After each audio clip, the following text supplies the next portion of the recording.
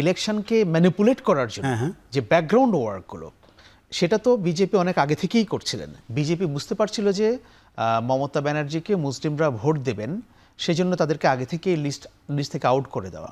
আকবর, আপনাকে দিয়ে শুরু করতে চাই একটু।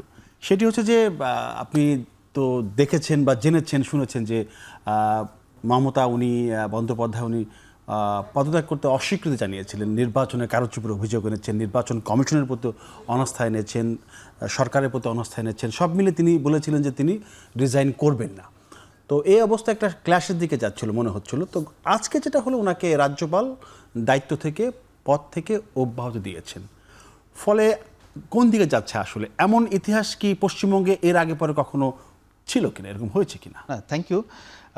মমতা ব্যানার্জির ক্ষেত্রে যে সিদ্ধান্ত রাজ্যপাল নিয়েছেন, ওটা ওনাদের নিয়ম অনুযায়ী যেটা নেওয়ার কথা ওটা নিয়েছেন। কারণ ওনার রিজাইন করার কথা, এবং রিজাইন না করে রিজাইন করার কথাও সেটাও না, এটা অটোমেটিক ভেঙে যায়। আচ্ছা, মানে আপনি যখন ইলেকশনে হেরে যাবেন, ইলেকশনে যখন রেজাল্ট হয়ে যাবে, তখন অটোমেটিকলি তো আপনি আর সরকার প্রধান থাকছেন না। এটাই এখানে কি রিজাইন করার কোনো নিয়ম আছে যে আমাকে রিজাইন করতে হয়? এটা হচ্ছে আনপ্রেসিডেন্টেড ঘটনা, যে ওয়েস্ট বেঙ্গলে কখনোই এই ধরনের ঘটনা আমরা অতীতে দেখিনি আর কি। আচ্ছা, হ্যাঁ, কারণ যেহেতু দীর্ঘ সময় ধরে সিপিএম ক্ষমতায় ছিল, একটানা প্রায় তারা 23 বছর বা 24 বছর ছিল। এরপর মমতা ব্যানার্জি এসে তিনিও একটানা প্রায় এই 15 বছর ছিলেন। সো আমরা এই ধরনের নজির কখনো দেখিনি। সো এটা দেখলাম। এখন আসলে এই বিষয়টা নিয়ে ইন্ডিয়ান যারা কনস্টিটিউশন এক্সপার্ট বা ওয়েস্ট বেঙ্গলের তারা কি বলেন সেটার ব্যাপারে আমাদেরকে দেখতে হবে। আর in general West Bengal election নিয়ে মমতা যে অভিযোগগুলো করছেন, আপনি সেখানে দেখবেন যে আমি সেদিন একটা লেখা পড়ছিলাম ইন্ডিয়ান একজন রিসার্চারের। তিনি বলছিলেন যে বিজেপি ওয়েস্ট বেঙ্গলকে টার্গেট করেছে, এটা একটা 7 বছরের project, it's a 7-year project.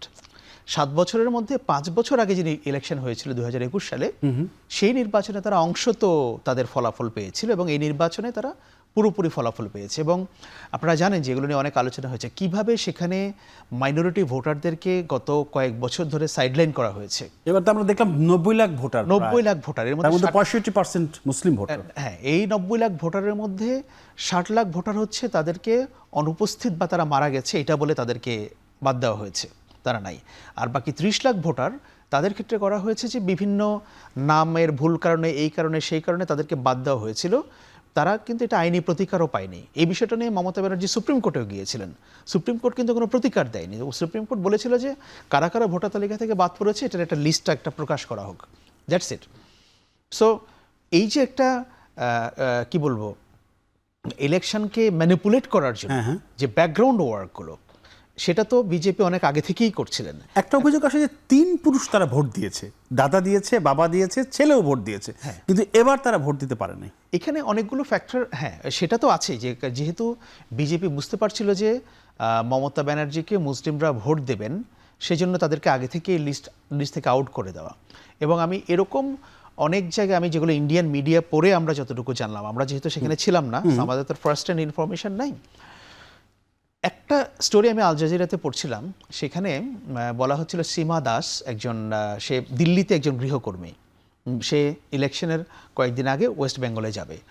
তো তাকে জিজ্ঞেস করছিলেন যে আল জাজিরার করেসপন্ডেন্ট, যে তুমি কাকে ভোট দিবা? আচ্ছা, তখন সে বললো যে আমায় এত বছর তো আমরা তৃণমূলকে ভোট দিতাম, এইবার আমার শাশুড়ি আমাকে কনভিন্স করেছে যে আমি বিজেপিকে ভোট দিব। বলছে কারণটা কি? বলছে আমার শাশুড়ি আমাকে বলছেন যে মমতা মুসলিমদেরকে খুব বেশি ফেভার করে, এইটা আমরা আর পছন্দ করছি না। সো হিন্দু ভোটারদের মধ্যে একটা, মানে আমি বলবো যে মেজরিটি অংশ কিন্তু বিজেপির দিকেই চলে গেছে।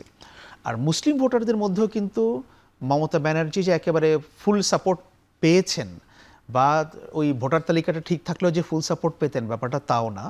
কারণ হচ্ছে যে উনি যেহেতু 15 বছর ক্ষমতায় ছিলেন একটানা, এটা ফ্যাটিক ফ্যাক্টর।